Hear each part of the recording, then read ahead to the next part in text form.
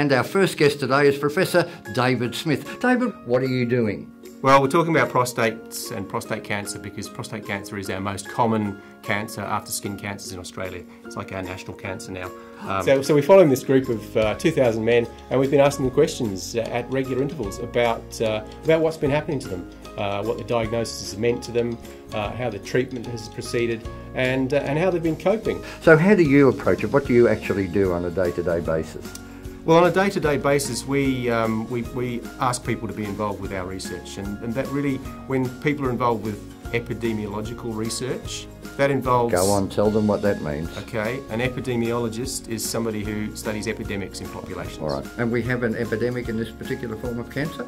Well, certainly prostate cancer, we're seeing an epidemic now, and some people have described prostate cancer, the trend at the moment, as a tsunami. We're seeing this large wave of diagnoses that are occurring. Every year about 22,000 men are diagnosed with prostate cancer.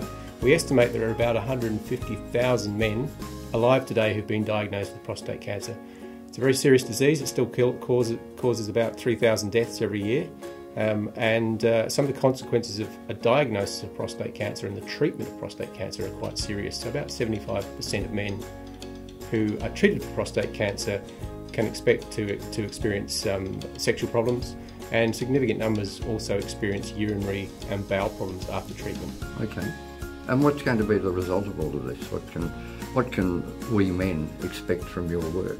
Our end of the research doesn't focus on the cure, but we're more focused on when you've been diagnosed with cancer, with prostate cancer, how can you best be treated that will increase your likelihood of survival, but provide for you the best quality of life after survival. And men don't cope traditionally very well with this sort of thing, do they? What's the consequence of a diagnosis for people?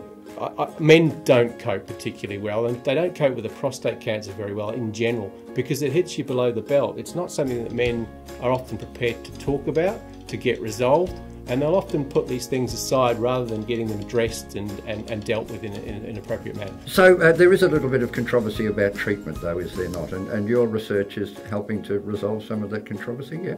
It is. Prostate cancer is controversial both in the screening and in some of the treatment areas for prostate cancer. Not all men who are diagnosed with prostate cancer need radical treatment. A lot of them can be put on what's called active surveillance and watch and wait process. And our research has helped to show that the quality of life of men who are having active surveillance is actually pretty good. Well, hopefully, see down there, hopefully the people watching us are donors. So is there anything you'd like to say? None of this is possible without the donor support. We are 96% funded by the community. So my words are simply thank you very much for your support.